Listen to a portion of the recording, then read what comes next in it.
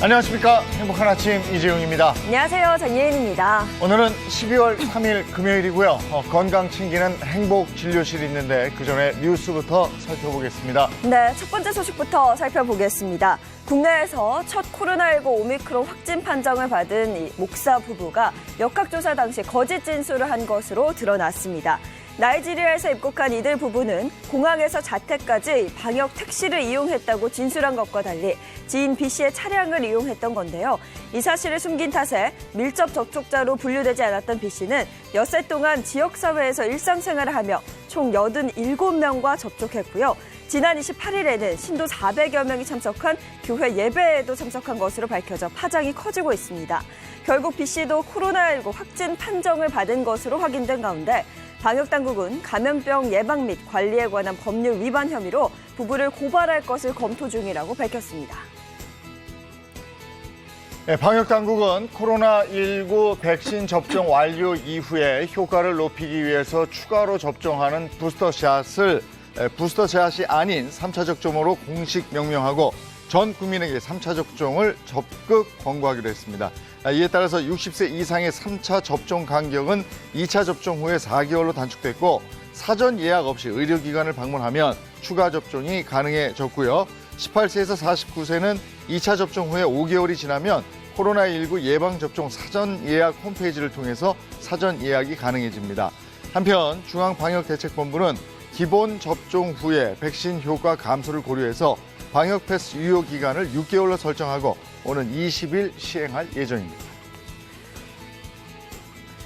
국내에서 오미크론 확진자가 발생하면서 정부는 사적 모임 규모를 축소하고 식당과 카페 등에서 백신 미접종자의 인원을 제한하는 조치를 검토하고 있는 것으로 알려졌습니다.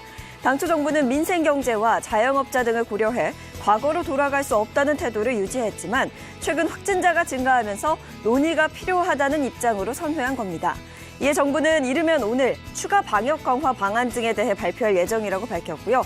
사회적 거리두기 4단계에 준하는 조치가 될 것이라는 전망도 나오고 있습니다.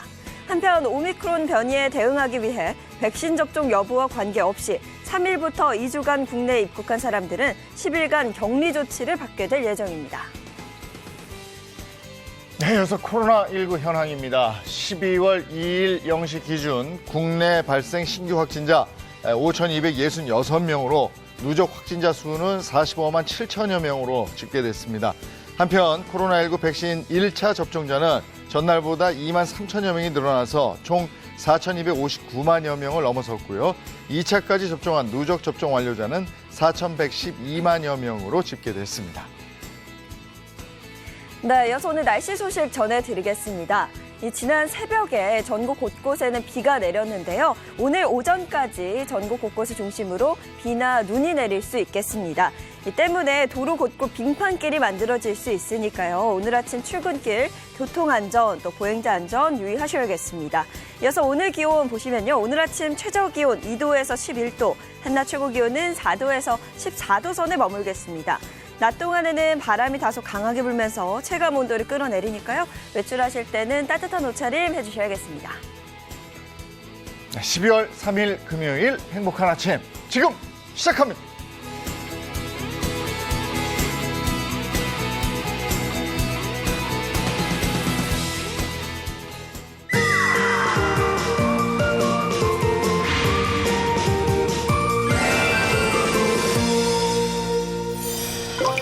(12월이) 시작되고 벌써 사흘째인데 12월이 되고 보면 참 한 해를 이렇게 되돌아보게 되고 여러 가지 생각이 나요. 저도 좀 그런 것 같아요. 네. 올해 초에 내가 어떤 계획들을 세웠는지 돌아보고 대부분은 반성을 하게 되더라고요.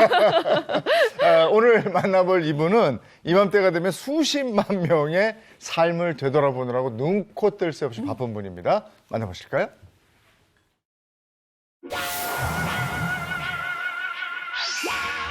대한민국의 안보를 지키며 더 나아가 세계 평화에 기여하고 있는 이곳. 평화의 시대를 맞이한 지금 세계인과 함께 융화하는 국제 도시인데요. 그리고 서해안을 대표하는 무역항이 있는 곳으로 국제적인 항구 도시로 도약하고 있고요. 이뿐만이 아닙니다. 미래 산업 육성을 통해 양질의 일자리 창출도 기대되는 대한민국 경제 성장의 엔진, 평화와 번영의 도시 경기도 평택시입니다. 황해권 경제격의 중심지, K반도체 핵심 도시 평택시에 나와 있습니다. 정장선 평택시장과 함께합니다. 안녕하십니까? 네, 안녕하세요.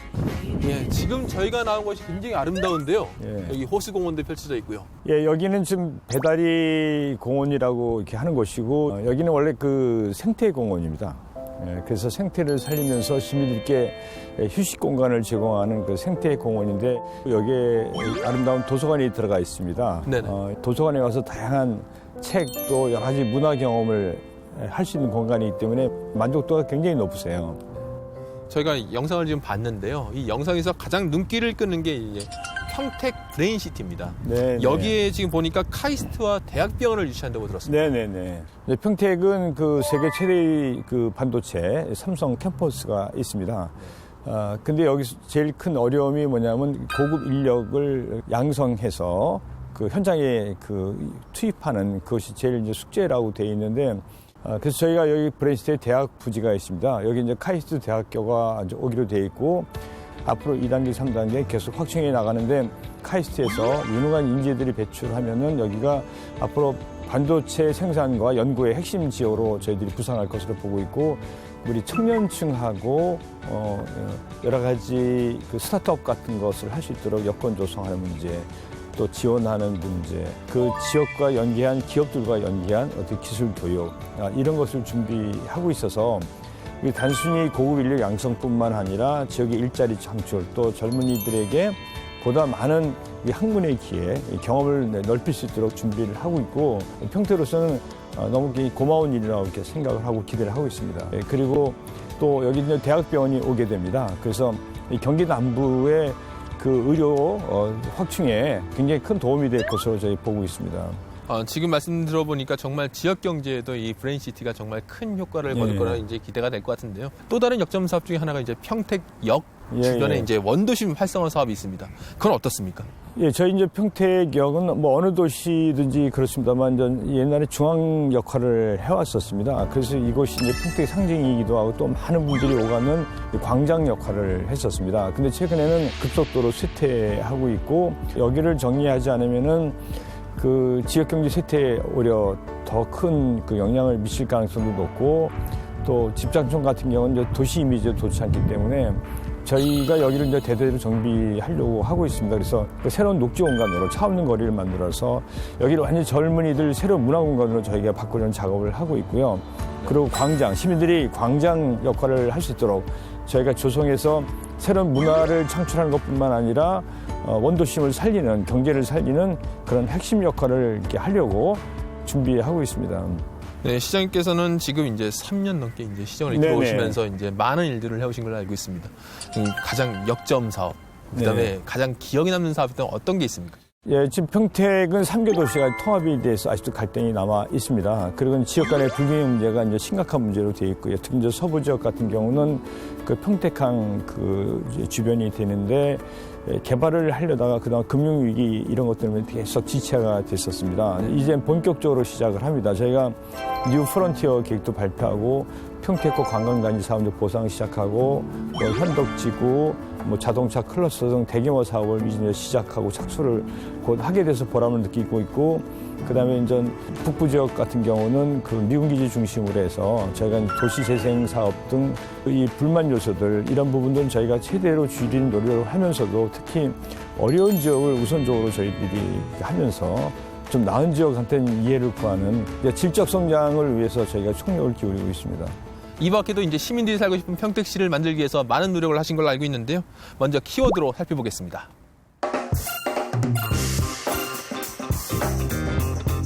지금 키워드 3개를 보니까 모두 다 환경에 관한 이야기입니다. 네. 이처럼 환경에 관심이 많으신 것 같은데, 대기는 어떤 의미입니까?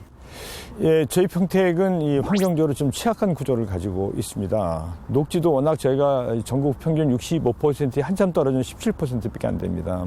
또 이 평택항 주변에 이런 발전소들이 많고 또 선박에서 나오는 미세먼지 또 중국하고 굉장히 가까운 그런 취약한 구조를 갖고 있기 때문에 저희들이 미세먼지 줄인 작업에 총력을 기울여서 한때 전국 최악의 미세먼지 도시락하는 오명을 썼던 평택시.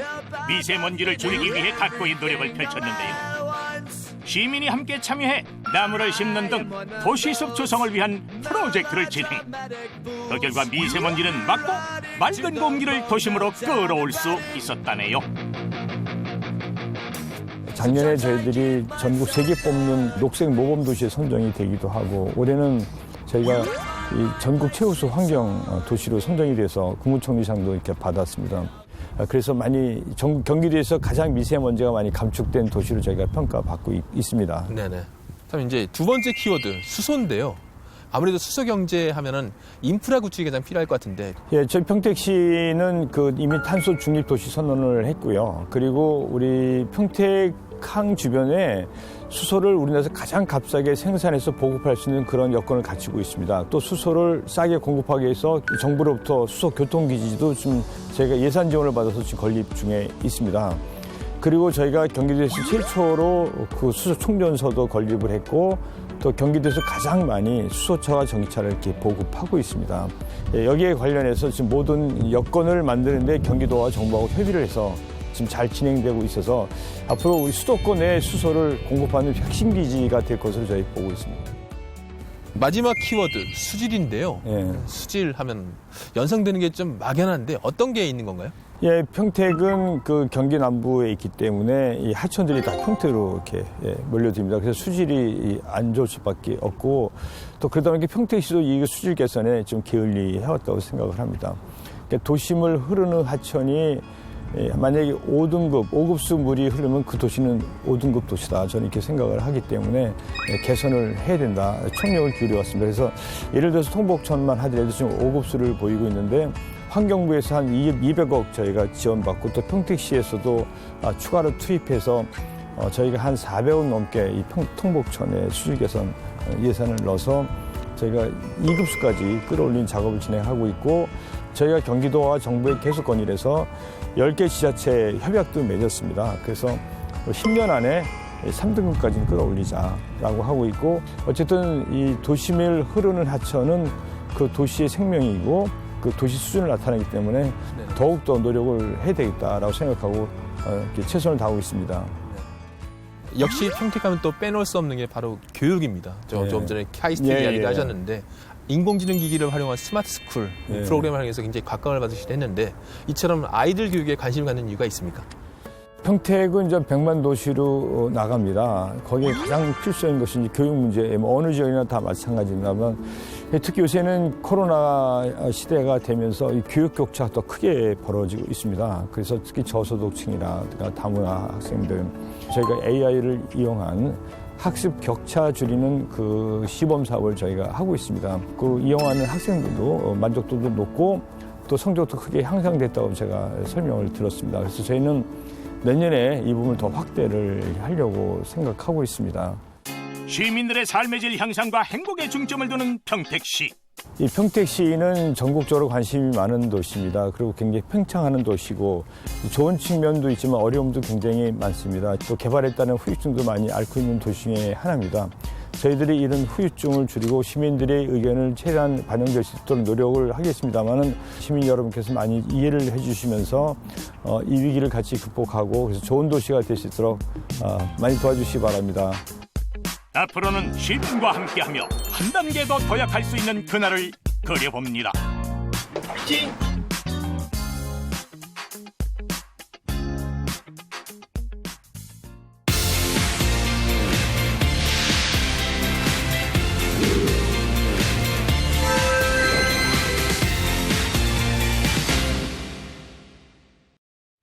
이번에는 건강 챙기는 행복진료실 문을 열어볼까요? 네, 오늘도 행복진료실에서는 여러분의 건강 궁금증을 속 시원히 풀어드릴 텐데요. 우선 든든한 주치의 선생님들부터 소개해드리겠습니다. 장민욱 신경과 교수, 모사원 한의학 박사 반갑습니다. 어서 오세요. 안녕하세요. 차윤환 식품생명과학 박사 그리고 이보은 요리연구가입니다. 어서 오세요. 반갑습니다. 자, 오늘은 어떤 주제로 진료할지 첫 번째 힌트부터 주시죠. 두 질환의 공통점은 요실금과 치매입니다. 저거는 아무래도 중년 세대의 그쵸. 대표적인 그러네. 질환 네. 아닐까요? 근데 저걸 공통점? 두 개를 묶기에는 조금 공통점이 없는 것 그죠? 같은데? 네, 요실금과 치매. 치매. 첫 번째 힌트였고요. 두 번째. 두 번째 힌트 한번 보시죠. 1초에 0.8m? 네, 이하. 초에 0.8이면은 남자들 100m 달릴 때 정도 되겠는데요. 100m에 한 12, 3초 정도 될 것 같은데 저거. 그럴 경우에 뭘 진단받느냐 이게 이제 힌트인데 아니 제작진들이 너무 갈수록 어렵게 되지 않아요? 어렵다. 진짜 왜냐면 모르겠어요. 우리가 수준이 높은 걸 알고 어렵게 내는 거지. 어렵게 내시는구나. 저희가 그러면 아는데 모르는 게 아니고 아는데 정답 한번 보도록 하겠습니다. 보여주시죠. 네, 행복진료실 오늘의 주제는요. 죽음을 부르는 면역력 부족, 근육 충전으로 심폐소생하라입니다. 아니, 근육을 심폐소생하라면 상당히 심각한 수준 아닙니까? 그러면 요즘에 화두가 면역력인데 네네. 이렇게 심각한 상황까지 간 다음에 면역력 회복하려면 힘들 텐데. 그렇죠. 이제 코로나 이 사태가 장기화되면서 면역력이 이제 아주 으뜸인 화두가 되고 있죠. 그런데 면역력은 사실 바이러스나 세균으로부터 내 몸을 지키는 아주 기본적인 방어막, 최전선의 방어막이라고 할 수 있는데 이 면역 체계가 무너진다면 사실 아주 심각한 질환에도 걸릴 수 있지만 사망률 그 자체도 네. 올라간다는 그 문제가 있죠. 아니 근데 면역력 중요한 건 우리 다 알고 있거든요. 근데 면역력이랑 근육이랑 무슨 그러게요. 관계가 있는 네. 거예요? 이 바로 근육하면 떠오르는 게 바로 단백질이잖아요. 네. 네. 근육에서부터 생성되는 단백질도 있고 또 근육을 만들기 위해서 단백질을 많이 먹기도 하죠. 면역 체계의 아주 근본이 될 수 있는 항체 그리고 면역 체계를 이루고 있는 여러 가지 사이토카인의 물질들이 대부분 단백질에서부터 생성되는 겁니다. 단백질이 부족하다면 근육도 빠지게 되겠지만 면역 체계도 무너질 수 있거든요.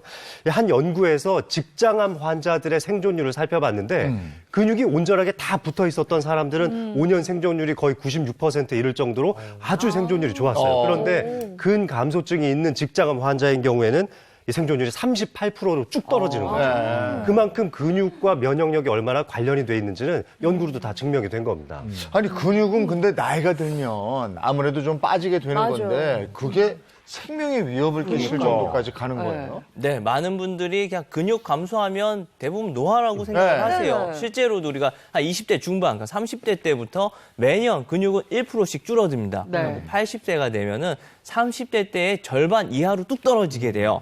근데 이렇게 근육이 감소가 되면요, 단순히 그냥 뭐 부피만 줄고 이런 것들이 문제가 아니라 만성 질환에 걸릴 수 있는 위험도가 높아지게 되거든요. 그래서 우리가 이 근육 감소를요, 이제 sarcopenia라고 하면서 질병으로까지도 분류를 하고 치료를 하고 있습니다. 예. 사이코페니아. 사이코. 뭐가 이렇게 어려워요. 이게 뭔데? 사이코. 네, sarcopenia는 근육을 뜻하는 sarco하고요. 네. 이제 뭐 부족하다, 떨어졌다라고 하는 페니아가 합쳐진 말이에요. 그러니까 근 감소증을 얘기하는 거고요. 2017년도 우리 세계보건기구에서는 이 사코페니아를 질병으로서 인정을 하고 질병 분류 기호를 부여를 했고요. 그리고 우리나라에서도 2018년도부터 사코페니아 연구소가 생겼고 현재 질병으로 분류가 되어 있습니다. 그러니까 근육이 그러니까 수분이 떨어지고 또 부피도 줄고 탄력이 줄고 이런 비정상적으로 줄어들게 되면은 문제가 되는 게 각종 복부 비만, 당뇨, 이상 지지혈증, 고혈압, 대사증후군, 심혈관 질환의 발생 위험도가 2배 이상 높아진다고 합니다. 네. 근데 아까 이제 힌트를 보게 되면은 요실금하고 치매가 나왔단 말이에요. 근데 네. 뭐 요실금은 뭐 관략근 뭐 이런 근육과 연관된 것 같아서 이해가 되는데 치매하고 근육은 도대체 무슨 연관이 있는지 모르겠어요. 왜냐하면 우리가 이제 근육을 사용하는 데 있어서 운동신경이 필요하죠. 우리 몸에 있는 신경은 운동신경과 감각신경 두 개가 있는데 모든 운동신경은 결국은 근육에 가서 붙는 겁니다. 뇌신경에서 빠져나온 모든 운동신경이 근육에 가서 붙으니까 근육을 많이 움직일수록 뇌도 그만큼 발달될 수밖에 없는 거거든요. 게다가 근육량이 부족해지면 활동 반경이 줄어드니까 뇌를 쓸 일도 상대적으로 적어질 수 있죠. 따라서 근감소증이 있을 때 치매 발병률이 높아진다는 것도 연구를 통해서 많이 알려져 있고 뿐만 아니라 아까 계속 생명의 위험을 받을 수가 있다 이런 말씀 드렸는데 근육이 감소하면은 잘 넘어질 수 있습니다. 특히 5, 60대 때는 넘어지면 손목 골절이 일어났지만 7, 80대 때는 고관절 골절이 많이 맞아요. 일어나는데요. 네. 예를 들어서 이 고관절 골절이 있는 환자들을 살펴보면은 65세 노인 같은 경우는 3명 중 1명이 1년 내에 사망할 가능성이 있고요. 이게 80대로 넘어가면 2명 중 1분이 2달 안에 돌아가시기도 합니다. 그만큼 근육 감소증, 고관절, 골절 너무 관련이 많죠. 네. 저도 몇 달 전에 산에 가서 넘어졌는데 이렇게 손을 짚잖아요. 넘어져요. 네. 이 손가락이 이렇게 확 네, 부러졌어요. 진짜. 맞아요. 5, 60대 때는 이 아직도 손이 이게 안 돼. 문제입니다. 예. 근데 이게 근육이 줄어들면 이렇게 심각해지네요. 그렇죠. 자, 그래서 이제 면역력을 올리는 근육 충전법에 대해서 마지막에 알려드릴 테니까 어디 가지 마시고 채널 고정해 주십시오. 네. 자, 부족한 근육을 채우려면 어떤 비법이 필요할까요? 하나하나 알아보도록 하겠습니다. 근육 심폐소생법. 예. 심폐소생까지 해야 됩니까? 그렇죠. 이제 근육이 부족해지면 면역력도 떨어질 수 있고 면역력이 떨어진 것 때문에 사망에 이르게 된다. 뭐 이런 말씀도 이제 다들 아실 텐데요. 일단은 오늘 저 깐깐한 장 교수가 근육을 어떻게 채워서 심폐소생술을 시킬 수 있는지 알려드리도록 하겠습니다. 네, 아주 기대됩니다. 어떤 것부터 알아야 될까요? 뭐 일단 근육이 부족해지면 걸릴 수 있는 아주 심각한 질환부터 한번 좀 알아봤으면 좋겠는데요. 자, 먼저 첫 번째 질환 한번 알아볼까요? 바로 네. 암이요? 아니 근육 조금 없어졌다고 암이 걸려요? 네. 이 근육은 우리 몸에 열을 생성하는 역할을 하는데 마치 용광로 같은 그런 역할을 하는 거죠. 우리 몸 전체의 열의 약 40%가 근육에서부터 생긴다고 하시면 되겠는데요. 그런데 우리 몸의 근육이 떨어지면 혈류의 흐름도 적어지고 열도 많이 떨어질 수 있는데 이런 연구가 있었죠. 우리 몸에 체온이 1도만 떨어져도 면역력 30%가 감소한다는 얘기가 있었죠. 뿐만 아니라 체온이 떨어지면 이 암으로부터 우리를 지킬 수 있다고 알려져 있는 NK세포의 활성도도 떨어진다고 알려져 있거든요. 그러니까 반대로 생각하면 체온 떨어지는 일이 근육 때문에 생길 수 있는 거고 그것 때문에 암 발병률도 높아질 수 있는 겁니다. 그래서 예전에 청년 때는 막 몸에서 열이 나가지고 네, 네. 한겨울에도 반팔 입고 맞아요. 요즘은 이렇게 추워. 이보도 추워요. 이보도 입어야 돼요. 네. 오. 두 번째 질환은 뭐예요? 자, 두 번째 질환 한번 볼까요? 바로 당뇨입니다. 일단 근육하면은 이 당을 저장하는 포도당을 저장했다가 필요할 때 이 꺼내서 쓰는 아주 기본적인 저장 창고라고 할 수 있겠는데요. 근육이 부족해지면 당을 저장할 공간이 부족하니까 혈액 내에 당이 많이 떠돌아다니게 됩니다. 당연히 혈당이 오르게 되고 인슐린의 저항성도 많이 생기죠. 이 높아진 혈당 때문에 혈액의 점성이 높아지고 염증 반응 물질들도 많아질 수 있거든요. 이것이 췌장의 기능을 더욱더 떨어뜨려서 당뇨 발생률도 높일 수가 있는 겁니다. 이 허벅지 근육이 1cm만 감소를 해도요. 남성 같은 경우에는 8.3%, 여성은 9.6% 정도의 당뇨 발병률이 높아진다고 뭐 알려져 있기도 합니다. 네. 암과 당뇨까지 알아봤고요. 마지막 세 번째 자, 문제 한번 볼까요? 마지막 세 번째는 말이죠. 바로 퇴행성 관절염입니다. 퇴행성 관절염. 근데 관절염 같은 경우는 그냥 뼈나 연골의 문제인 줄 알았거든요. 근데 근육을 늘리면 퇴행성 관절염에 도움을 준다는 얘기가 되겠네요. 그렇죠. 관절을 이루고 있는 기본적인 구성품을 살펴보면은 뼈, 뭐 인대, 그리고 이제 관절낭 같은 게 있는데 결국 관절에 최고로 필요한 면역력은 바로 근육이라고 할 수 있습니다. 관절을 붙들어주는 근육이 부족해진다면 관절 사이에 있는 연골들도 금방 닳아서 없어지게 되고 상대적으로 나이가 들면서 발생할 수 있는 퇴행성 관절염의 발병 위험률도 높아진다고 할 수 있겠습니다. 나이가 들면 무릎이 아픈 게 요 근처를 싸고 있는 근육이 줄어드니까 허벅지 근육도 그렇고 맞아요. 그래서 그런 것 같아요. 탄력도 잃고. 네. 특히 이 근육의 힘을 담당하는 것 중에 약 80%가 이 하체 쪽에서 나오게 되는데 그중 가장 대표적인 게 바로 허벅지의 근력이라고 할 수 있죠. 이 근육이 부족해지면은 이 허벅지 근력이 부족해지면 골다공증 발생 위험도 높아질 수 있는데요. 65세 이상의 성인 약 1,300명을 대상으로 조사를 해보니까 근육이 부족하면 골다공증이 발생할 수 있는 가능성이 남성은 4.1배, 여성은 1.9배가 높은 걸로 알려져 있기도 했습니다. 근육이 떨어지면 골밀도가 감소해서 골다공증이 생길 수 있다는 원리거든요. 아니 그렇게 여러 가지 질병을 유발할 수 있는 아주 질환인데 그럼 근간소증 그냥 우리가 약으로 치료하면 안 되는 건가요? 야, 이게 정말 사실 그런 것도 있죠. 근육 펌핑제 먹기도 네. 하고 네. 뭐 남성 호르몬 테스토스테론 같은 주사를 맞는 분들도 있는데 사실 근육의 핵심은 근육의 양도 중요하지만 근육의 질이 중요하거든요. 얼마나 강도 높은 근육을 가지고 있느냐가 더 중요하죠. 뭐 테스토스테론, 뭐 펌핑제 이런 거 먹어서 근육의 양은 늘릴 수 있지만 근육의 질까지 같이 늘리기는 어렵습니다. 아니 뭐 약도 없다 대신 근육 부족하면 별의별 병 다 생긴다 겉만 잡고 주시는데 지금 심폐소생법이잖아요. 네. 방법 알려주세요. 일단 깐깐한 장 교수의 심폐소생법 바로 단백질을 통해서 근육을 채워라인데요. 요건 또 잠시 후에 좀 더 자세하게 알려드리겠습니다. 네. 아, 여기 중간 광고가 있으면 여기서 중간 광고. 다 잠시 후에요. 네. 그만큼 기대가 됩니다. 네. 잠시 후에 한번 알아보도록 하겠고요. 네. 자, 다음은 한방 건강 정보를 알려주실 신통망통 모 네. 선생님 시간입니다. 이 단백질, 그러니까 근육을 채워야 되고 근육을 네. 채우려면은 단백질을 보충해야 되고. 중요하다. 어. 아, 요거 이제 조금 있다가 네. 우리가 단백질 심폐소생해서 기대를 해보면 되겠고요. 네. 그리고 네. 이어서 이제 신통망통 모 선생님. 네, 오늘 이제 한방진료의 모든 것들을 알려드리는 신통방통 한방진료소 제대로 오늘 진료 한번 시작해 보겠습니다. 이거 되게 오랜만에 눌러보는 것 같아요. 우리 사실 근육통 다들 없었으면 하잖아요. 네. 근데 한의학적으로 봤을 때 이 통증이 생기는 원리는 그러니까 통즉 불통, 통하면 아프지 않고 불통즉 통, 통하지 않고 어딘가 막히면 아프다. 그러니까 아프다 그러면 그쪽으로 순환이 잘 안 된다라고 보는 거예요. 기혈순환이 좋지 못하다 보니까 이 통증이 생겼고 그 통증을 치료하는 방법들이 한의원에 나오시면 침, 뜸, 부항, 뭐 탕약도 있고요. 여러 가지 방법들이 있습니다. 오늘 저는 그중에서도 관절 통증에 가장 효과가 좋은 뜸 치료법에 대해서 좀 설명을 드리려고 합니다. 네. 우리 항상 무릎 하면 저번 주에 아, 저. 예. 한번 부항하다가 치료 네. 시간 없어 제대로 못 받았잖아요. MC님 한번 예. 나오셔서 네. 네. 조용엽 씨가 한번 오늘 해보시는 무릎 걸로. 제대로 한번 치료해 드릴게요. 아니, 제가 오늘 여기 온다고 해서요. 네. 양말을 확인해 봤는데. 네. 양말 바닥에 구멍이 나 있어요. 그래서 저 그냥 신발 신고 이렇게 할게요. 네네. 아, 민망해서. 무릎을 한번 쭉 지금 올려볼게요. 바로 확인해 봤더니.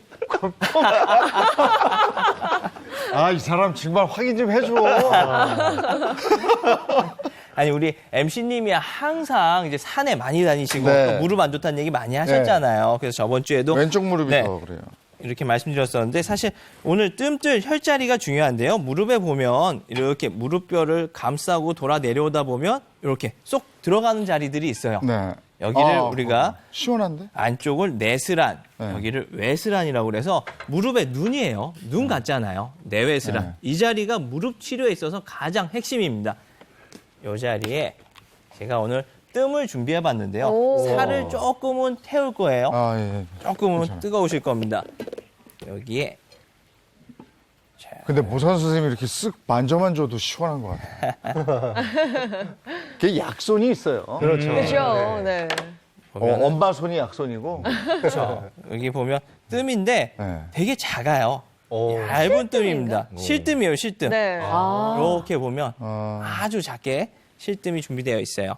요거를 내외스란에다가 하루에 한 3번씩만, 네. 3장씩만 태워만 주면 무릎 통증은 다 없어진다라고 우리가 그래요? 얘기를 하거든요.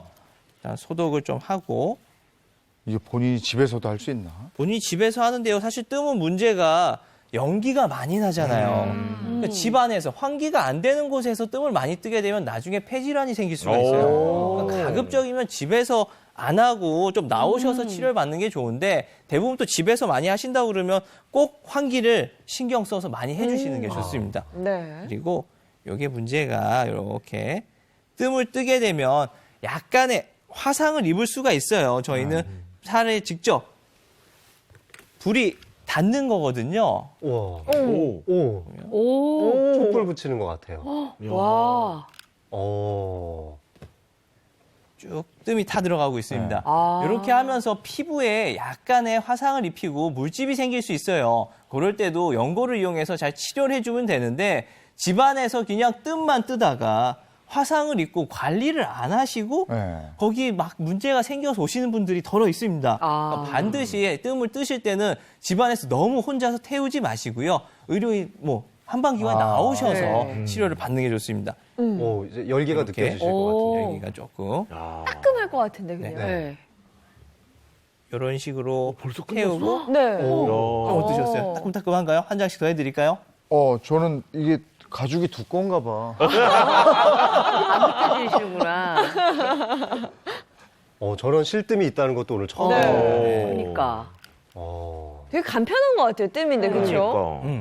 네, 이렇게 하고 사실 뜸이 좀 위험하잖아요. 집안에 네. 보면 근데 파스들 많이 네, 붙이세요. 있죠. 네. 많이 붙이시는데 이 파스를 그냥 떼다가 동전 파스. 네, 동전 파스를 이렇게 그냥 딱 붙일 수도 있지만 네네. 사실 효과가 더 좋으려면요. 네. 혈이 자극까지 같이 될 수 있는 방법이 있어요. 집에 보면 쌀알도 있고 이런 검은 콩 같은 거 있잖아요. 작은 콩. 네. 콩을 여기다 붙여가지고 그리고 이 파스를 네. 네. 여기 외측 인대 인대에 하나 이렇게 붙여주시면 파스 효과도 나면서 네. 움직일 때마다 혈이 자극이 되거든요. 자극이 되니까 좋네. 이렇게 파스 붙여주시는 것만으로도 많이 큰 네. 도움을 받으실 수가 이거 있습니다. 하루는 붙여놔도 되죠? 네, 하루 이상 붙여주셔도 돼요. 내일 또 산에 가야 되는데 이거 붙이고 가면 되겠다. 네. 네, 좀 어떠셨어요? 이거 이렇게 시원해졌어요. 하고. 네네. 네. 이렇게 하실 때 약손이에요, 약손.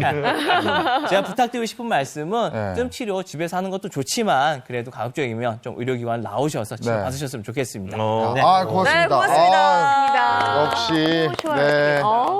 바로 시원해졌어요. 그러니까. 간편하고 빨라서 좋네요. 실뜸은 굉장히 빠르게 뜰 수 있고 네. 거기다가 저는 파스를 항상 그냥 붙였었거든요. 그러니까. 근데 쌀 놓고 하면 훨씬 더 나을 것 같아요. 옛날엔 저기 자석 넣고 다녔잖아요. 조금만 맞아요. 자석. 맞다. 자석도 있었다. 아주 간단한 방법인데 한번 잘 배워봤습니다. 역시 신통망통 모 선생님이야. 네. 자, 이렇게 모선수의 신통방통 시간까지 만나봤고요. 이번에는 TV로 배워보는 부부 요가 교실 시간입니다. 저희 지난주에 정말 반응 뜨거웠잖아요. 그렇죠. 네. 뭔가 보는 것만으로도 마음이 굉장히 편안해지고 거기다가 운동을 안 했는데 마치 한 것 같아요. 맞아요. 네. 그런 기분까지 느끼게 해줬습니다. 오늘도 아주 기대가 되는데요. TV 요가 교실의 부부 요가 강사 선생님들 앞으로 모시겠습니다. 어서 오세요. 반갑습니다. 근데 저 인사 한번. 네. 자, 안녕하세요. 따라할수록 행복해지는 부부 요가 교실의 김수정. 전세훈입니다. 잘잘해. 다 프로 인사해줘. 오늘도 깨가 쏟아져요. 저 깨가 쏟아지니까 두 분만 놔두면 안 되겠고 네. 방해를 한 분이 좀 해주셨으면 직접 좀 배워보죠 뭐. 근데 저는 지난주에 봤는데 제가 할 수 있는 건 아닌 것 같아요. 바로 포기하겠습니다. 제가 한번, 저 명상에도 좀 관심이 강 많고 교수님은 하시고. 요가 한번 배워보고 싶었거든요. 네. 제가 도전해 보겠습니다. 네. 가운 안 보셔도. 그래요. 가운을 벗고 본격적으로 한번 제대로 한번 배워봐야겠습니다. 네. 오늘 요가 수련생으로 한번 그러니까. 네, 오. 교수가 아니라 이 시간 네. 함께 해보도록 하겠습니다. 자, 부탁합니다. 잘 부탁드리겠습니다. 자, 네. 오늘 배워볼 요가 동작은 전신 근육이 강화되고 특히 하체가 단련될 수 있는 전사 자세 B입니다. 네, 우리 몸을 들어 올려주고 또 이동도 할 수 있게 해주는 하체 근육이 약해지면 그 근처에 있는 관절도 약해지겠죠. 관절염에 걸릴 확률도 좀 높아질 겁니다. 따라서 하체 근육을 강하게 만들어줄수록 그 근처에 있는 관절을 지켜줄 수 있는 좋은 방법이 될 수 있을 거예요. 하체 근육을 강하게 만들어주는 요가 지금 시작해 보겠습니다. 자, 먼저 두 분은 각 매트 네. 앞으로 가주실까요? 네. 자, 매트 중간에서 정면을 바라보고 시작을 합니다. 양팔을 좌우로 넓게 한번 벌려볼까요? 자, 팔에 있는 손목, 이 손목 두 개의 너비만큼 양발을 넓게 벌릴 겁니다. 생각보다 많이 벌리셔야 될 거예요. 자, 오른쪽 방향부터 해보겠습니다. 자, 오른쪽 발을 바깥쪽으로 90도까지 회전을 시킬게요. 손가락, 발가락 방향이 일치한 겁니다. 내쉬는 숨에 오른쪽 무릎을 90도까지 접어볼게요. 자, 여기서 주의사항입니다. 오른쪽 정강이를 잘 지켜보고 바닥에서 수직으로 세워져 있는지 확인을 한번 해볼게요. 만약 무릎이 발목보다 바깥쪽에 있으면 관절이 손상될 확률이 좀 높아질 겁니다. 안전하게 하기 위함이죠. 자, 자세를 다 취한 후엔 벗어나는 방법입니다. 마시는 숨에 무릎을 펴주시면 돼요. 자, 반대쪽 한번 해볼까요? 오른발이 정면, 이제 왼발을 바깥쪽으로 90도까지 회전을 하는 겁니다. 내쉬는 숨에 90도까지 무릎을 접어주시면 돼요. 자, 시선 왼쪽 손끝을 한번 볼까요? 자, 충분히 호흡을 한 이후엔 역시 마시면서 무릎을 펴시면 됩니다. 안전하게 양발을 하나씩 하나씩 가운데로 모아주시면 자세 연습이 끝나게 됩니다. 네, 이제 자세에 대한 포인트 설명을 한번 해볼게요. 자, 자세의 옆면을 한번 보여드려 보겠습니다. 자, 머릿속으로 상상을 한번 해보는 거예요. 제 등 바로 뒤에 벽이 있다고 생각을 해보는 겁니다. 자, 온몸을 다 벽에 붙인 바른 자세가 이 상태라면 허리에 또는 무릎, 어깨 부분이 벽에서 떨어지는 경우가 발생해요. 많은 분들이 이렇게 하십니다. 이거를 하나씩 벽에 붙인다고 생각을 하면서 연습을 한번 해볼게요. 자, 첫 번째는 밑에 있는 이 무릎입니다. 벽에 발 그리고 엉덩이가 잘 붙어 있다면 무릎은 벽에서 많이 떨어져 있죠.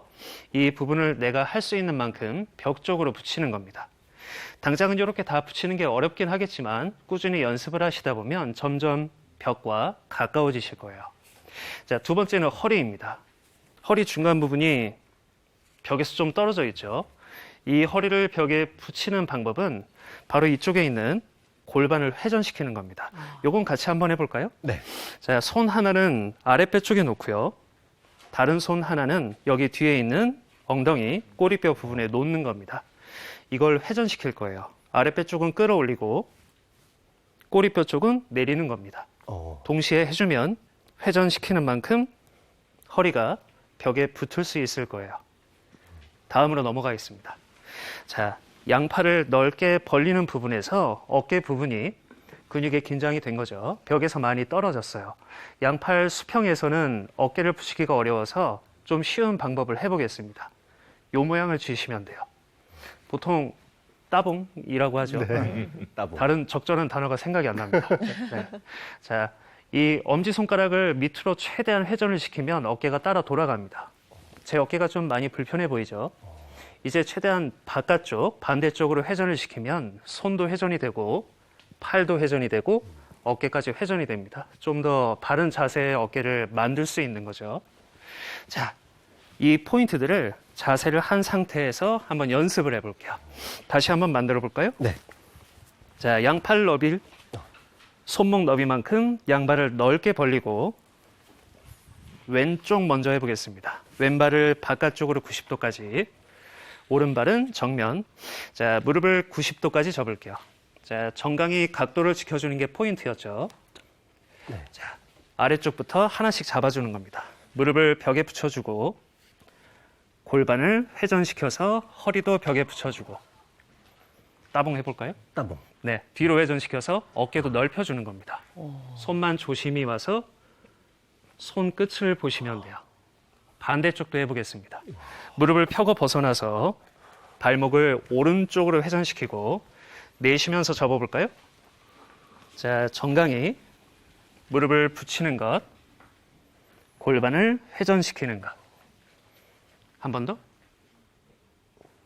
네, 굉장히 잘하시네요. 자, 자세 연습이 끝나면 마시면서 무릎을 펴고 안전하게 발을 하나씩 중간으로 돌아오시면 됩니다. 네, 잘하셨습니다. 자, 방금 연습한 전사 자세는 그렇게 큰 유연성을 요구하는 자세는 아니에요. 따라서 집에서 안전하게 틈틈이 연습을 하실 수 있을 겁니다. 자, 인사해볼까요? 손 합장 만들어 볼게요. 자, 합장한 손을 이마에 붙이고 고개 숙이겠습니다. 나마스테. 나마스테. 감사합니다. 고맙습니다. 수고하셨습니다. 와, 이게 허벅지의 근력이 정말 완전히 충전되는 느낌이고 네. 골반도 엄청나게 스트레칭이 많이 되는 것 같아요. 정말 좋은 자세인 것 같습니다. 네, 쉬워 보이지만 네. 하고 나면 좀 힘들 수도 지금 있습니다. 다리가 좀 후들거리는데요. 네, 고맙습니다. 네, 잘 배워봤습니다. 전세훈, 김수정 선생님 고맙습니다.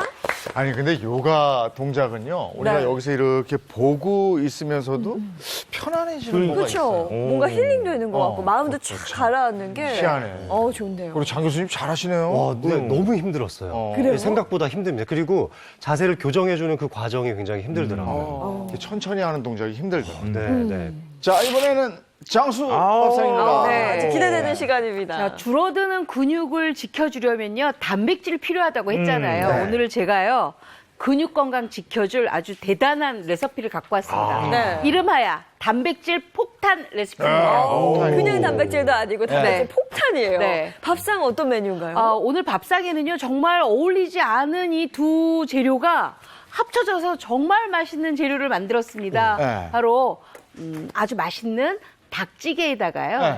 여기에다 우리가 청국장을 넣었습니다. 이름하여 청국장 닭찌개입니다. 야, 오늘 스튜디오에 들어오자마자 청국장 향이 확 나는데 맞아요. 거기다 그냥 밥 한 술 비벼 먹으면 좋겠다 싶더라고요. 최고죠. 자, 네. 장수 밥상 시작합니다.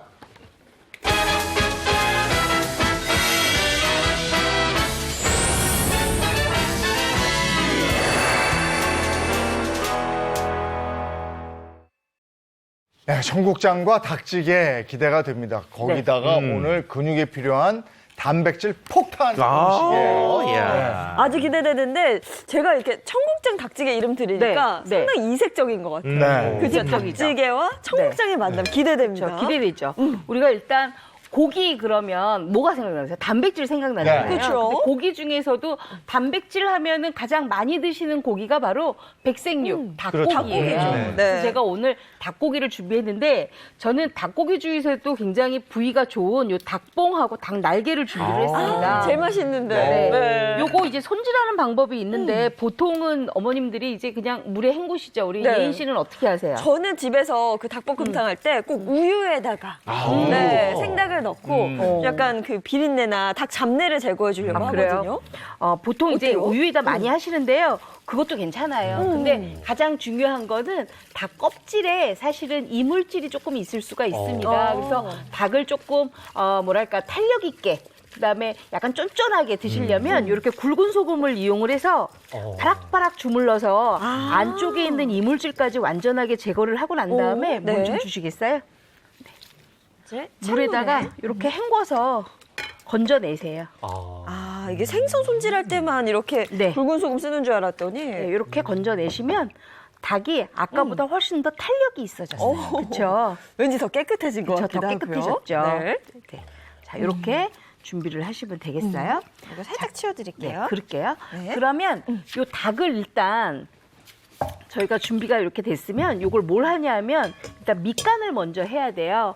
우리가 닭찌개는요, 닭이 속까지 잘 익혀져야지만 우리가 닭을 마음껏 잘 먹을 수가 있잖아요. 네. 그러니까 닭 뼈까지 잘 익도록 밑간을 하는데 어떤 밑간을 하냐면 가장 중요한 거 들기름입니다.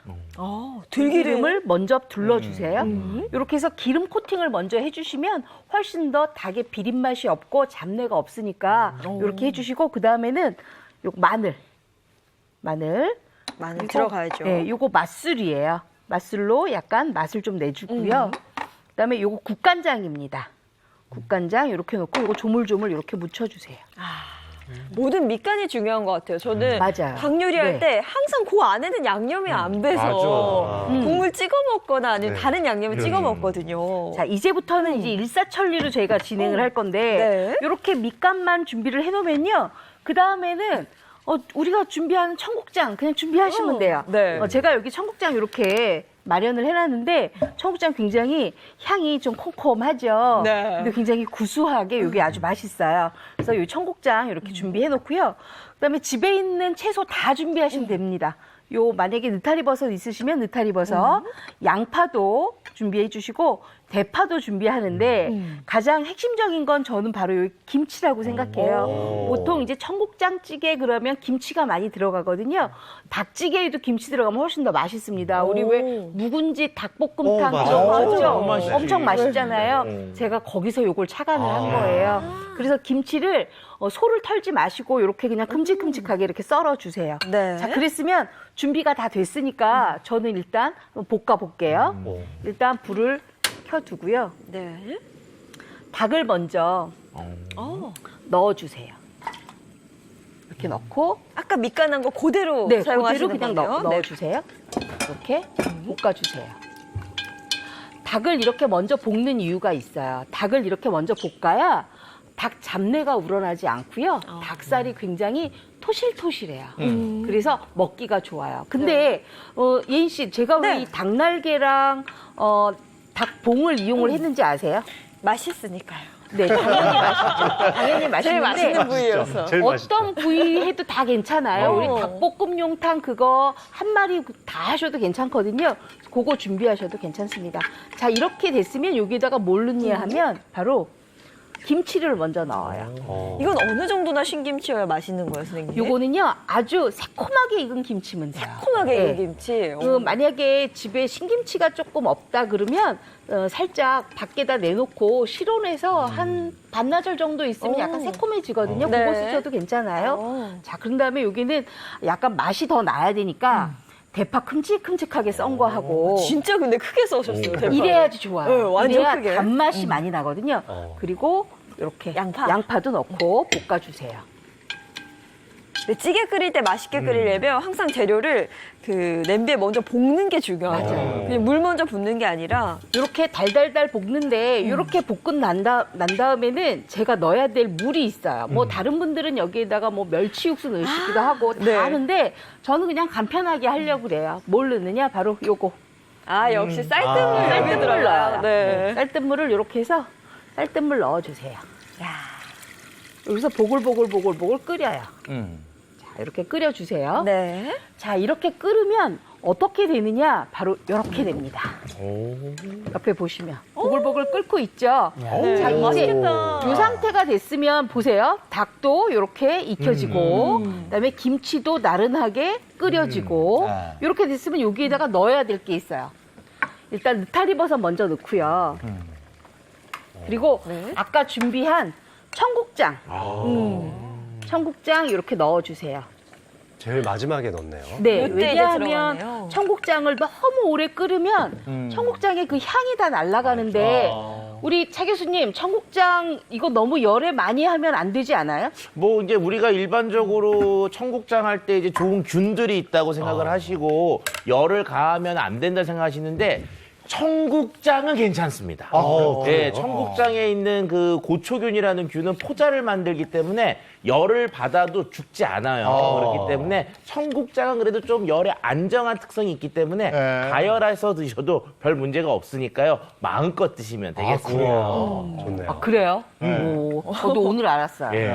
자, 그랬으면 여기 이제 청국장 넣었잖아요. 네. 그랬으면 우리가 보통 이제 김치를 넣었을 때는 고춧가루를 더 이상 안 넣는데 저는 오늘 닭을 넣었기 때문에 여기다가 고춧가루를 좀 넣습니다. 고춧가루. 그리고 간장으로 약간의 맛을 내요. 요거는 진간장이에요. 그래서 이렇게 해서 한 소끔 끓여요. 아까 밑간할 때는 국간장. 네, 지금은 진간장. 네, 왜냐하면 그때 국간장을 넣어줘야 닭살의 감칠맛이 올라오거든요. 그래서 국간장 넣어주시고 그래서 이렇게 해서 바글바글 끓이는데 얼마 끓이느냐 이 시간이 굉장히 중요합니다. 이쪽에서 우리가 쌀뜨물 넣고 나서는 10분을 끓여주시고요. 요렇게 닭까지 다 넣고 끓이면 얼마나? 청국장을 넣었으니까 15분을 끓여주세요. 자, 15분을 끓여내면 어떻게 되느냐? 바로 요렇게. 보세요. 냄새가 야, 네, 진짜 기가 맛있겠다. 막히네요. 아까랑은 좀 틀리죠? 네. 색깔도 틀리고 다 틀리잖아요. 요럴 때 뭘 넣느냐? 바로 여기에다가 우리가 청국장에 가장 기본적으로 꼭 들어간다는 짝꿍. 두부입니다. 단백질 폭탄이네요, 진짜. 들어가야 돼. 폭탄이네 진짜. 와, 아우, 청국장도 폭탄. 단백질이고. 저 밤에 막 두부랑 같이 청국장에서 그리고 비벼 먹으면 아유. 저 고추 좀 네, 주시겠어요? 고추 드릴게요. 지금 넋이 나갔습니다. 너무 맛있을 것 같아요. 그리고 네. 여기 빨간색 홍고추 하고요. 와. 그다음에 이렇게 청양고추를 넣어주세요. 무척 배고프네요. 진짜 맛있어. 아, 날도 추운데. 아우. 침이 폭포수처럼 나오고 있어요. 그래서 요거를 이렇게 끓이는데 여기서 이제 또 중요해요. 또 얼마를 끓이느냐? 10분, 15분이잖아요. 네. 여기선 딱 5분만 끓이시면 돼요. 왜냐? 다 끓여놓은 상태이기 때문에 두부에 살짝 온기가 느껴지면 되거든요. 그러면 지금 닭의 단백질, 네. 두부의 단백질, 그렇죠. 청국장의 청국장. 단백질. 정말 단백질 폭탄이. 또 너무 엄청난 좋은 게, 폭탄이죠. 예, 너무 좋은 게 단백질류들이 하나 있는 것보다 저렇게 두세 가지가 섞이잖아요. 네. 그럼 이게 또 상승작용을 해서 정말 폭탄이 되거든요. 네. 그래서 이렇게 세 가지를 섞어놓은 거 오늘 정말 좋은 팁이었습니다. 방금 반가운 소식이 들어왔습니다. 예. 네. 시간이 지금 8시 19분 41초인데 우리가 22분까지 이 코너를 하면 돼요. 시간이 남았어요. 그래가지고 좀 먹어도 돼요. 소식이 되는군요. 제가 얼른 가서 가져오겠습니다. 반가운 소식이 들어왔습니다. 와, 근데 이 짧은 시간 동안에 저 마법 같은 요리를 해주신 게 정말 신기하네요. 야, 청국장을, 그죠? 집에서 네. 해도 30분 정도면 완성할 수 있다는 네. 거잖아요. 네네, 그렇죠. 근데 아파트에서 진짜. 청국장 하면 또 이 냄새를 싫어하는 분들이 또 계세요. 아, 맞아요. 네, 네. 그래서 뭐 함부로 해먹기도 좀 애매하고 그럴 때가 네, 있어요. 맞습니다. 근데 지금 제가 이렇게 청국장 끓이면서 생각한 건데 이거 사실 그닥 그렇게 청국장 냄새가 진하지 않아요. 이 정도면 이 정도는 얼마든지 좀 이해해줘도 드실 수가 되는데. 네. 네. 이거 잡숴 보세요. 네. 한번 가져다 드리겠습니다. 이 시간이 가장 기대되시죠, 솔직히? 그렇죠. 네. 아우, 차 박사님이 이미 다 가져가셨네요. 네. 저희가 이제 흔히 얘기하면 도구는 다 갖고 왔습니다 벌써. 근데 제가 근데 여기 좋아하는 진짜- 것들의 조합이 다 들어있어요. 여기 닭고기가 들어갔다는 게 신기해요. 그러니까요. 오, 정말 신기하네요. 예인 씨 한번 잡숴 보세요. 네. 아, 냄새가 김치찌개랑 청국장이랑 반반이에요. 오 새콤해 새콤해. 오.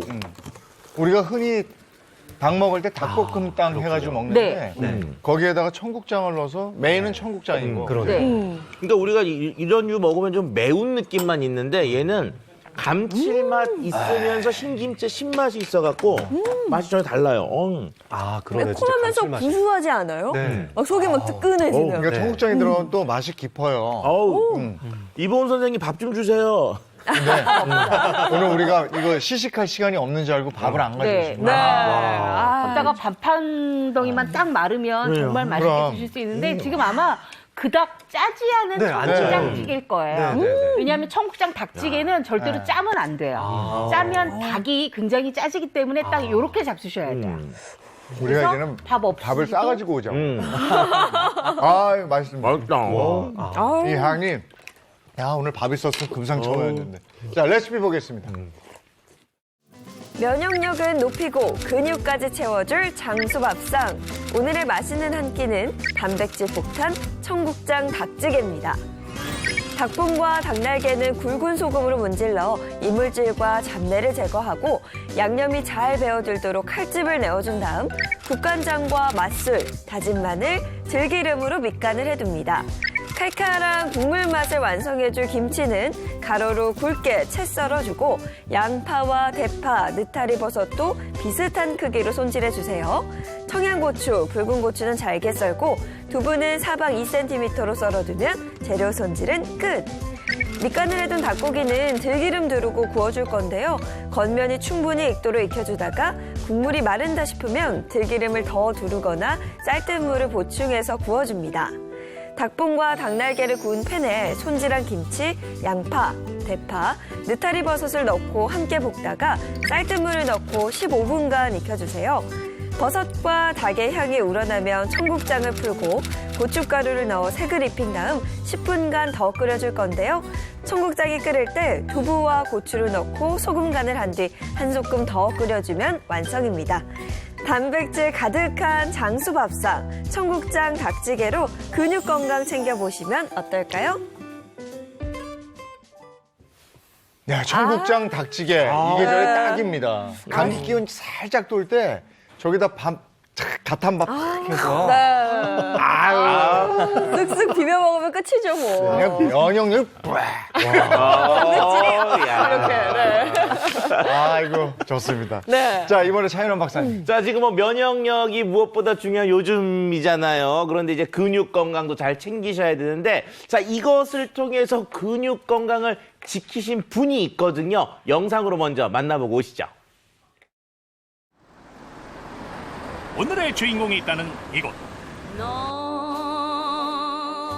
어허, 고풍스러우면서 중후한 멋이 있는 앤티크 소품이 여기저기 전시가 돼 있는 상점이로군요. 그런데 앤티크 소품보다 운동하는 이 사람에게 눈길이 더 갑니다. 무릎을 구부렸다 폈다 하며 하체 운동을 열심히 하는 오늘의 주인공. 스쿼트하고 스트레칭 이런 여러 종류를 하다 보면 건강에도 좋고 기분 전환도 되고 시간 날 때마다 사람 없을 때 그냥 하고 있어요. 일하는 와중에도 시간 나는 대로 열심히 운동하는 데 그만한 이유가 있다는데요. 저는 10년 전에 퇴행성 관절염으로 고생을 많이 했는데 관리 등으로 지금은 건강한 삶을 살고 있는 송정혜입니다. 이제 어는 무릎이 아프지 않다는 오늘의 주인공. 앤티크 소품숍을 운영 중인 그녀는 오랜 시간 서서 일하는 게 일상이라고 하는데 아이고 이렇게 일하면 무릎이 남아날 리가 없죠. 에? 무릎 괜찮아요? 지금 너무 좋아요. 건강해져서. 구두도 신고 다니고 운동화도 신는데 구두는 거의 한 5, 6cm? 괜찮아요. 무릎 아프셨을 때는 생각도 생각도 거의 못하죠. 당연히. 그냥 걷는 것만 해도 좋지 그럴 때는. 아팠던 지난날은 가라. 지금은 위풍당당 시니어 모델로도 활동하며 즐겁고 건강한 제2의 인생을 보내고 있다는데요. 인생 후반전 행복이 꽃핀 모습을 보니 정말 부럽네요. 이랬었어요. 누구셔? 이때가 살 쪘을 때예요. 이게 그럴 때가. 지금이야 건강해졌다지만 과거엔 체중 증가로 극심한 무릎 통증을 겪었다는 주부. 한 10년 전 주로 여자들 갱년기라고 그러죠. 그때쯤 층계를 오르락 내리락 하기가 너무나 불편하고 시끈시끈하고 일단 또 무릎이 붓고 계단 내려갈 때는 그냥 탁탁 이렇게 걸어 내려가기가 힘들고 다리 하나 가고 하나 가고 다리 하나 가고 하나 가고 걷는데 불편한 게 사람은 제일 중요하잖아요. 그래서 이대로 끝나나 생각을 했지. 세월이 흐를수록 근육은 줄어들기 시작한 반면 체중은 늘어나면서 무릎 관절에 부담이 가해진 건데요. 근육량이 감소를 하게 되면 관절 간격을 지탱해주는 기능이 떨어지게 되고 관절 면역력이 감소하기 때문에 우리가 지금 많이 고생하고 있는 관절염을 더욱더 악화시키고 많이 발생시키게 만듭니다. 근육이 점차 줄어들면서 무릎 퇴행성 관절염을 앓은 주부. 건강을 되찾을 수 있었던 비결은 뭘까요? 뼈에 좋다는 음식도 물론 중요하지만 평상시에 근력을 좀 길러주고 근육을 좀 강화시키는 운동을 하다 보니까 좀 많이 튼튼해진 것 같아요. 많지? 많지?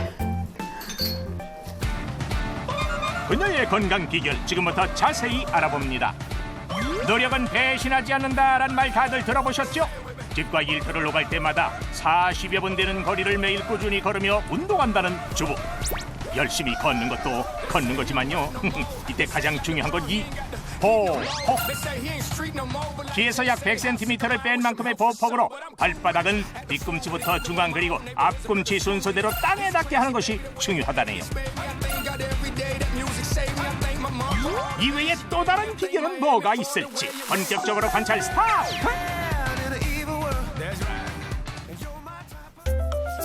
이때 화장실에서 나온 주부의 손에 든 것은 다름 아닌 돌돌 말린 휴지인데요. 무릎과 무릎 사이에다 끼고 다리 운동 좀 하려고 그러거든요. 무릎을 좀 튼튼하게 하기 위해서. 휴지를 가지고 하체 근육 운동을 한다? 어떻게 하는지 지금부터 함께 볼까요? 앉은 상태에서 허벅지 사이에 휴지를 끼우고요. 제자리 걸음을 하듯 양쪽 다리를 번갈아 움직여줍니다. 이때 휴지가 떨어지지 않게 허벅지 안쪽과 종아리에 힘을 줘야 하는데요. 하체만 움직일 게 아니라 상체 스트레칭을 같이 해주는 것도 좋다고 합니다. 하체 근육을 강화하는 휴지 운동법. 걷기 운동과 휴지 운동을 하며 에너지를 소모했으니 이제는 보충해야겠죠? 즐거운 식사 시간! 그런데 밥을 짓는데 뭔 국물이 이렇게나 많이 들어간대요? 열을 따졌을 때 쌀을 5, 찹쌀 2, 콩을 2, 보리가 1, 귀리 1.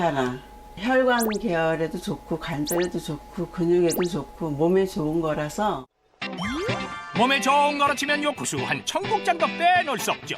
먹기 좋은 크기로 썬 두부를 가득 넣어 팔팔 끓여주고요. 나름대로 두부 부침까지. 아우 군침도래요. 이건 또 무엇이요? 톳, 바다에서 나는 톳. 칼슘과 단백질이 풍부하다는 톳, 그리고 톳하고 두부하고 같이 이렇게 묻혀서 조물조물 묻혀 먹으면 두부를 또 넣으세요? 네, 그렇죠. 일부러 단백질을 많이 먹으려는 그런 마음. 톳 두부 무침까지. 이야, 식단의 비결이 있었네요. 그 어느 음식에서도 빠지지 않고 등장하는 이것이야말로 진정한 단백질 밥상. 관절염 완화를 위한 주부의 건강 밥상이라고 합니다. 이렇게까지 단백질 섭취를 중요하게 여기는 데는 다 이유가 있다고 하는데 한 말씀 하세요. 근육량을 유지하기 위해서는 일단 무엇보다 섭취가 가장 중요합니다. 왜냐하면 근육을 구성하고 있는 것이 단백질이고, 그다음에 이 단백질을 만들어내는 재료가 되는 게 우리가 흔히 알고 있는 필수 아미노산이죠. 그래서 일단은 필수 아미노산이 풍부한 식품을 챙겨 드시는 게 중요하고요. 가장 그 대표적인 식품 중에 하나가 대두 같은 콩류라고 하겠습니다. 필수 아미노산을 만들게 되면 이러한 것들을 더욱더 많이 만들어내고 그 기능을 유지시켜주는 게 중요한데, 이러한 것들이 근육 운동입니다. 특히 우리의 대부분의 근육이 하체에 몰려있기 때문에 하체 근력 운동을 본격적으로 하시는 게 중요합니다. 따라서 자전거나 수영, 스쿼트 같은 본격적인 근육 운동을 일주일에 3회, 30분 이상 꾸준히 하도록 하는 것을 권장하고 있습니다. 철저한 식단과 운동으로 근육을 강화해 무릎 관절염을 완화한 주부. 식후에 챙겨 먹는 이것이 또 하나의 관리 비결이라고 합니다. 저분자 발효 단백질이에요. 단백질 섭취가 부족하다 싶을 땐 저분자 발효 단백질로 보충. 근육을 늘려 무릎 관절염 완화에 도움을 준다는 건데요. 분자의 크기가 작은 만큼 소화 흡수가 높다는 저분자 단백질 섭취까지. 음식도 조절하고 단백질 많이 드시고 무릎에 좋다는 근육 운동도 강화해서 여러분들도 몸을 튼튼하게 했으면 좋겠습니다. 여러분도 그렇게 하세요. 지긋지긋한 무릎 통증에서 벗어날 수 있도록 오늘의 주인공처럼 철저히 그리고 꾸준히 관리해보는 건 어떨까요? 건강한 노후를 위해 이제 우리 모두 몸속에 있는 근육을 깨워봅시다. 네, 근육의 중요성을 다시 한번 느끼게 되는데, 자, 보죠. 저분자 발효 단백질 이렇게 되어 있습니다. 그래서 저분자 발효 단백질 말 그대로요. 발효 기술을 이용해서 고분자인 단백질을 저분자로 바꿔준 것을 저분자 발효 단백질이라고 합니다. 우리가 3대 영양소 그러면 탄수화물, 지방, 단백질 이렇게 얘기를 하는데요. 단백질은 우리가 먹게 되면 우리 몸속을 구성하는 여러 가지들을 만들게 되는데, 이런 것들을 만들기 위해서 단백질을 먹어줘야 됩니다. 자, 그런데 단백질 속에 있는 필수 지방산은, 필수 아미노산은 우리가 합성이 안 되기 때문에요. 단백질을 충분하게 먹지 않으면 우리 몸속에 필요한 근육 단백질이나 피부 단백질 같은 것들을 만들지 못하기 때문에 몸에 이상이 생기고 단백질 결핍 등이 나타날 수가 있습니다. 실제로 우리나라 중장년층을 살펴보면 3명 중 1명이 단백질 부족 사태를 겪고 있습니다. 예를 들어서 80kg 정도 나가시는 성인이라면 이게 몸무게 1.2 정도를 곱해서 그람수로 환산하시면 되겠는데요. 그러면 약 96g에서 100g 정도의 단백질을 매일 먹어야 된다는 거죠. 그런데 우리나라 평균적으로 단백질 섭취량이 70g이에요. 그러니까 대단히 부족한 상태라고 볼 수 있고, 근육 만드는 데 필요한 단백질이 많이 떨어져 있는 거죠. 네.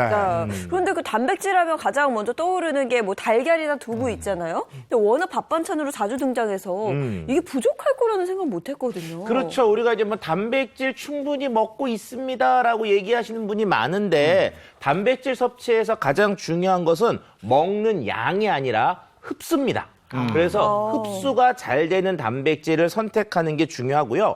그 다음에 우리가 단백질을 크게 동물성 단백질과 식물성 단백질 이 두 가지로 나누는데요. 동물성 단백질 대표적인 게 뭐 고기, 생선, 달걀, 우유, 치즈 다 맛있겠네요. 네.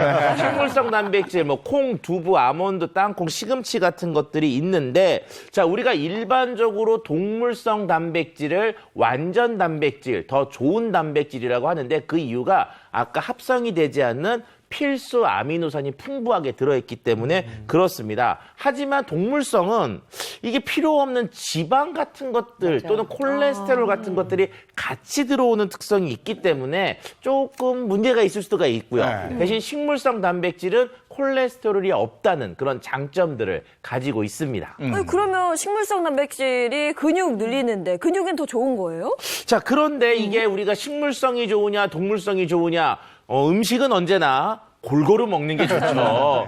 자, 그래서 동물성과 식물성의 비율이 중요한데 식물성, 동물성 비율이 2대 1일 때 이상적인 섭취 비율이라고 우리가 얘기를 합니다. 자, 이렇게 단백질을 섭취함에 있어서 중요한 것 중에 하나는 고단백 식이법을 하는 게 중요한데요. 자, 대표적으로 고단백 식이가 가능한 식물성 식품들이 있는데 완두 단백질 같은 것들이 여기에 포함이 됩니다. 실제로 연구에 따르면요, 완두 단백질을 섭취한 실험 그룹에서는요, 포만감이 높아져서요, 식욕 억제 효과가 있는 것을 나타내기도 했습니다.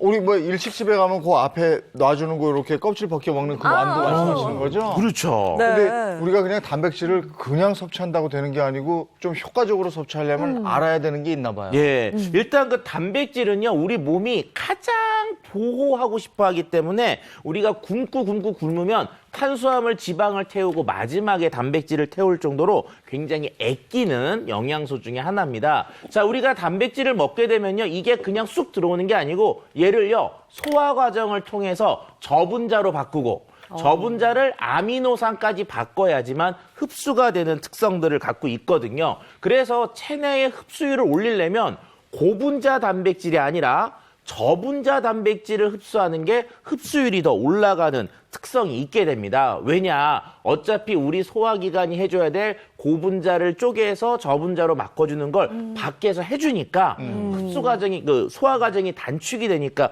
흡수율이 굉장히 올라가게 되는 거죠. 요거 조금 더 이해하기 쉽도록 제가 실험 영상을 하나 준비해 봤는데요. 유리컵 2개를 준비하고 여기에 이제 각각 위산이 담긴 위다 이렇게 생각을 해보세요. 이렇게 하고 한쪽에는 저분자 단백질을 뜻하는 작은 얼음, 한쪽에는 고분자 단백질을 뜻하는 큰 얼음을 넣고 각각 녹여보면은 고분자 단백질은 이제 녹는데 시간이 굉장히 오래 걸리죠. 네. 그런데 저분자 단백질 쪽은 금방 녹아버리죠. 네. 네, 이렇게 저분자 발효 단백질의 분자 크기가 작기 때문에 체내에서 쉽게 녹아서 흡수될 수 있다는 장점이 있는 겁니다. 네. 지금 여기 우리 앞에 저분자 발효 단백질이 준비가 되어 있거든요. 살짝 흔들어서 맛을 한번 보도록 하겠습니다. 네. 오, 구수하다. 그런데요? 괜찮은데요? 맛있는데요? 그렇죠. 단맛도 끝에 살짝 돌면서 아침 대용이나 뭐 이렇게 식사 대신에 먹어도 될 것. 그리고 약간 농도가 걸쭉해서 먹을만 하겠어요. 미숫가루인데 약간 짭짤한 게 그러네요. 그러니까요. 두유와 미숫가루의 약간 중간 맛 정도 되는 거. 네, 맛이 괜찮은데요? 아니 근데 나이가 들면 이제 소화가 안 되잖아요. 그래서 고기를 좀 잘 안 먹게 되는데 이렇게 저분자 단백질을 챙겨 먹으면 좀 더 단백질 섭취가 쉽지 않을까요? 네네. 맞아요. 나이가 들면서 소화가 안 되는 이유가 또 있는데 바로 위산 분비량이 자꾸 줄어들기 때문에 그렇습니다.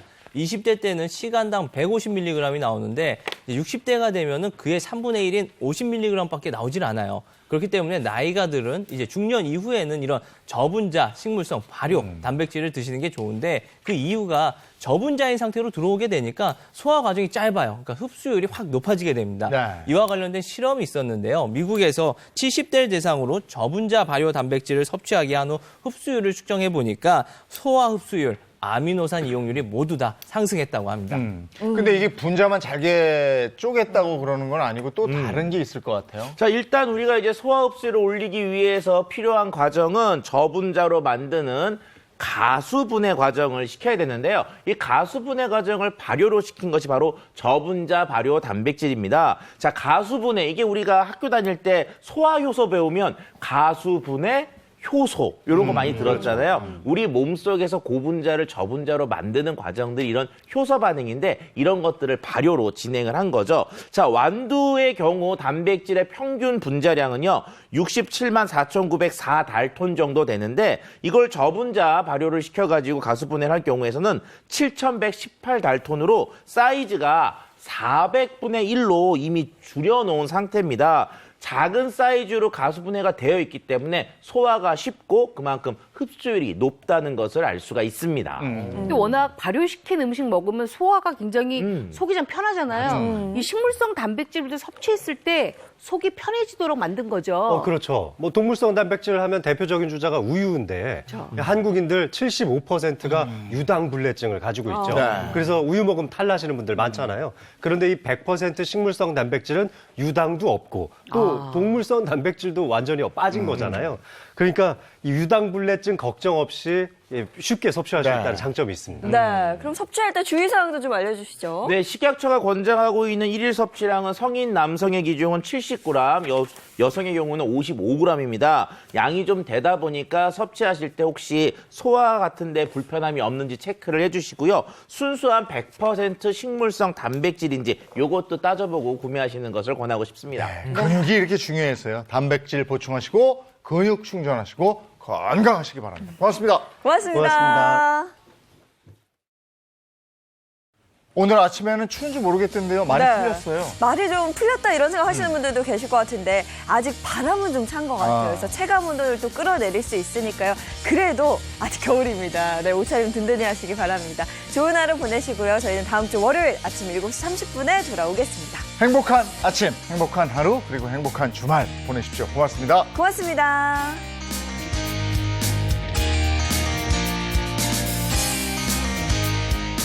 스마일 이즈 굿! 채널 A 10.